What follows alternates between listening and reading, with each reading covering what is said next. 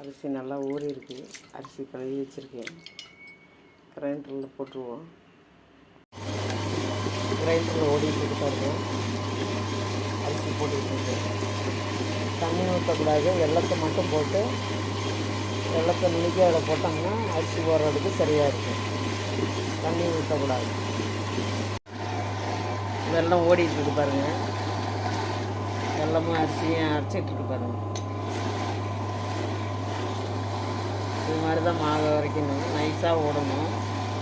ஓடட்டும், நைஸாக ஆகட்டும், எடுத்துக்கணும். மாவு பார்த்திங்கன்னா ஓடிட்டுருக்கு. ஒரு 5 ஏலக்காய் போட்டுருவேன். கொஞ்சம் உப்பு போட்டுடலாம். உப்பு போட்டுருவேன். நல்லா நைஸாக ஓடட்டும். மாவு நல்ல பதத்தில் இருக்குது. இப்போ வலிச்சிடலாம். கரெக்டாக இருக்கும். இதில் உப்பு, ஏலக்காய், வெல்லம், பச்சரிசி ஒரு டம்ளர், புழுங்கரிசி ஒரு டம்ளர், ஒரு கைப்பிடி உளுந்து போட்டிருக்கேன். நல்லா ஓடி வச்சு பாருங்கள் நைஸாக. அவ்வளோதான். இதை வலிச்சிடுவோம். ஒரு சின்ன வடை சட்டியை வச்சு கொஞ்சம் நெய் போட்டுக்கலாம்.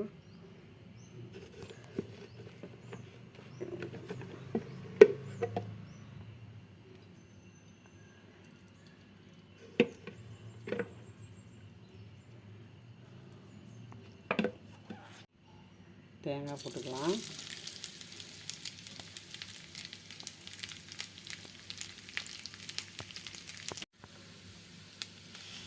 எள்ளு கொஞ்சம் போட்டுக்கலாம்.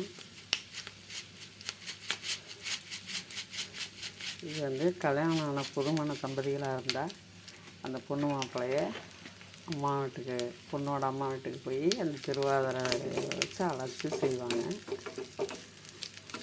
திருவாதிரை சாமி கும்பிடணும். புதுமண தம்பதியாக இருந்தால் அந்த பொண்ணுக்கு திருவாதிரை சுற்றணும். மஞ்சள் நூல் வந்து ஒரு 5 சரமாக எடுத்துக்கணும். எடுத்து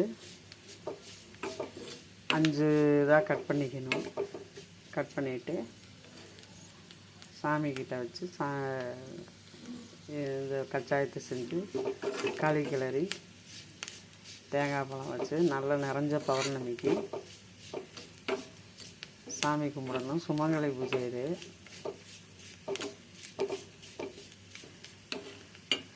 இந்த மார்கழி மாதம் எல்லா கோயில்லையும் விளக்கேற்றி சாமி கும்பிட்ற மாதிரி நம்ம வீட்லேயும் இந்த ஒரு பண்டிகையை கும்பிட்டா நல்லது.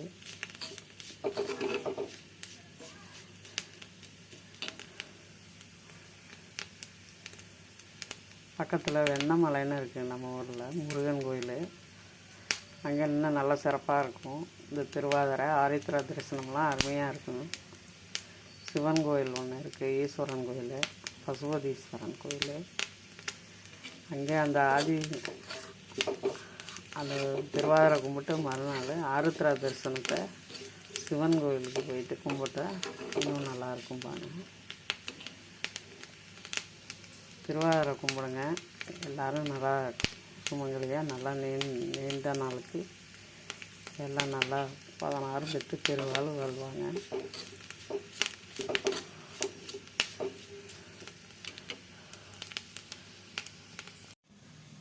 இதை மாவில் குத்திடலாம்.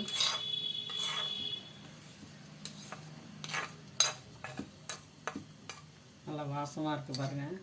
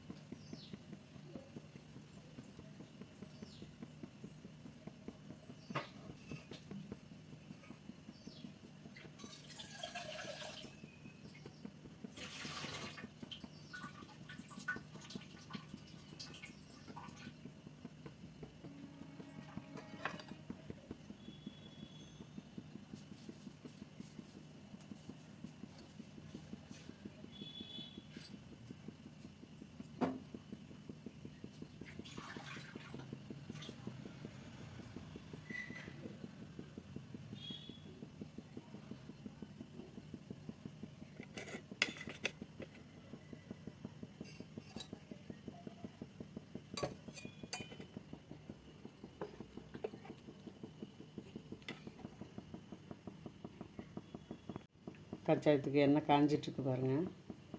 காயட்டும். களி அந்த சைடு வெந்துக்கிட்டு இருக்குது.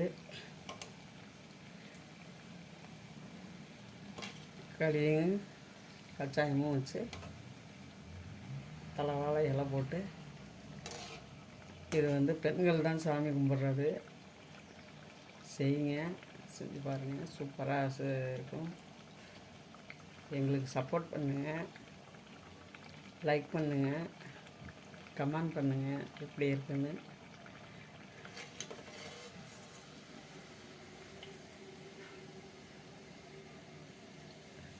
களி செய்கிறேன். அந்த பக்கம் களி வெந்துக்கிட்டு இருக்குது. இந்த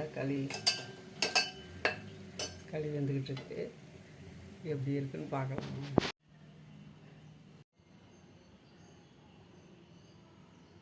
கச்சாயமும் களியும் வச்சுருக்கேன் பாருங்கள். பூ செவந்திப்பூ வச்சு நிறக்க செய்யுங்க. கொஞ்சமாக செஞ்சாலும் சாமி கும்பிடுங்க. சுமங்கலி பூஜை எல்லா வீட்டுக்கும் சிவனும் பார்வதியும் வருவாங்க. இந்த ஒரு ஐதீகத்தில் தான் நம்ம இதை கும்பிட்றோம். எல்லோரும் கும்பிடுங்க. வாழ்க வளமுடன்.